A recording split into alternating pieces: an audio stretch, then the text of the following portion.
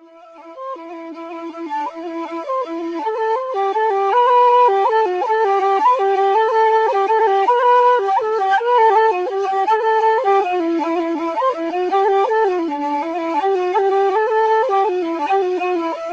كنت تطرب لشدو البوادي الأصيل،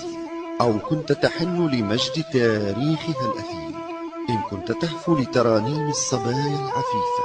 أو تروقك حكايات الجدات الظريفة، فاقتفي معنا أثر نجوع البادية. نجوع البادية بحث في الذاكرة الشعبية وسبر لأغوارها الخفية، يرافقكم فيه الضاوي موسى.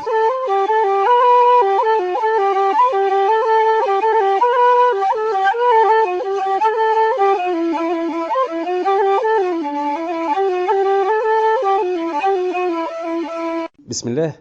أهلا بكم أعزائي المستمعين إلى حصة جديدة نعود فيها إلى غمراسن، هذه المدينة الضاربة في أعماق التاريخ، وليس أدل على ذلك ولا أصدق شهادة من رسوم جدارية يتجاوز عمرها 5000 عام.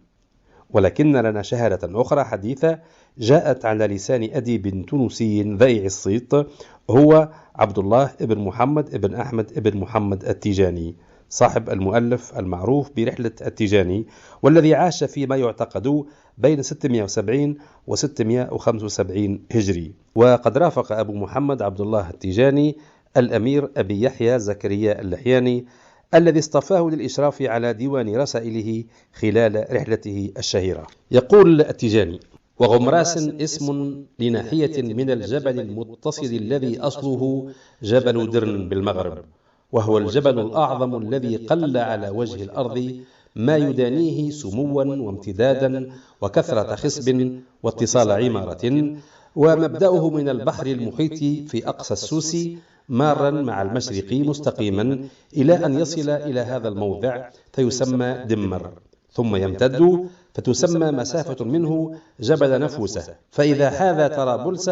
رق وخفي، وامتد كذلك رقيقا إلى أن يصل إلى أطراف أوثان من أرض برقة فينقطع هنا، وهو من مبدئه إلى منتهاه مخصوص بسكن البربري، وبه كل طريفة من الثمار وغرائب الأشجار، والماء ينبع منه في مواضع معروفة. وهذه المسافة التي تسمى منه غمراسا هي متصلة بالمسافة التي تسمى منه دمر من جهة شرقيها، وقد يقال في غمراسا إنها من دمر. ومسافة غمراس تحتوي على قلاع كثيرة، أشهرها قلعة نفيق وقلعة حمدون، وقلعة نفيق أحسنهما، وإليها يلجأ جميع أهل البلد إذا حل بهم عدو أو وصل إليهم جيش.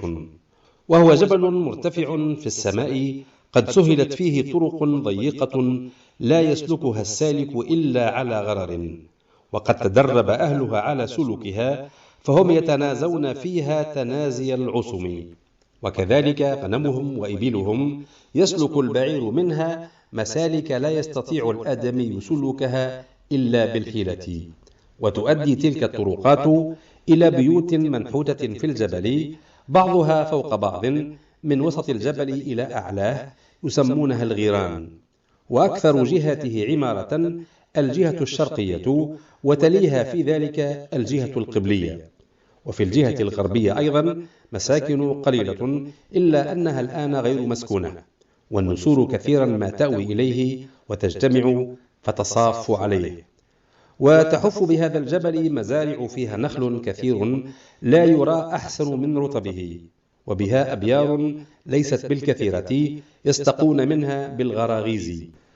وأكثر مزارعهم الذرة التي يسمونها القصب،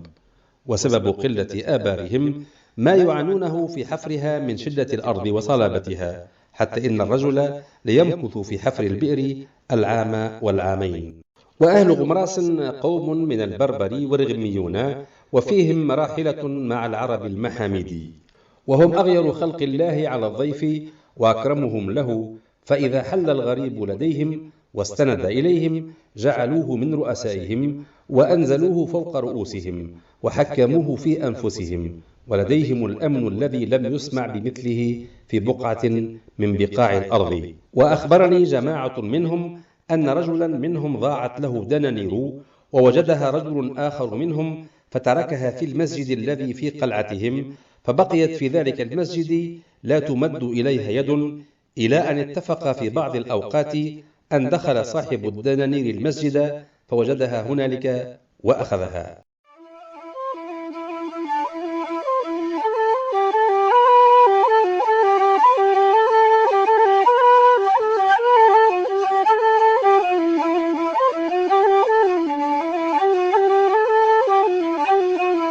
إن كنت تطرب لشدو البوادي الأصيل، أو كنت تحن لمجد تاريخها الأثيل، إن كنت تهفو لترانيم الصبايا العفيفة،